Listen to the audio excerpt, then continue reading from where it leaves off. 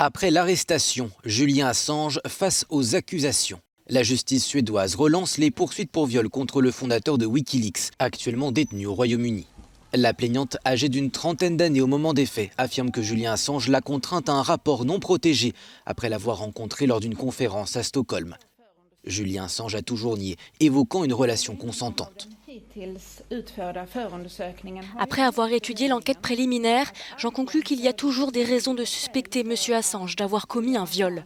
Puisque M. Assange est incarcéré au Royaume-Uni, il est désormais possible d'envisager une extradition en Suède sur la base d'un mandat d'arrêt européen. Dans un communiqué, le rédacteur en chef de Wikileaks indique que la réouverture de l'enquête va permettre de disculper Julian Assange.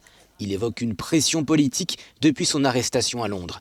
La justice suédoise veut en effet agir au plus vite, car les faits reprochés à Julian Assange seront prescrits en août 2020.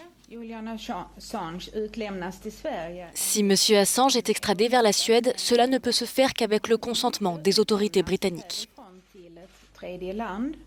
Cela requiert à la fois une explication de la Suède et l'accord du Royaume-Uni.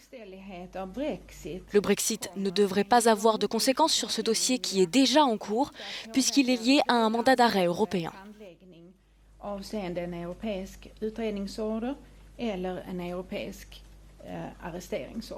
Le lanceur d'alerte avait été arrêté le 11 avril dernier à l'ambassade d'Équateur à Londres, où il s'était réfugié pendant 8 ans. Julian Assange était sous le double coup d'une demande d'extradition américaine pour piratage informatique et d'un mandat d'arrêt britannique pour non-respect des clauses de sa libération conditionnelle. En son absence et faute de pouvoir faire avancer l'enquête, la justice suédoise avait dû abandonner les poursuites.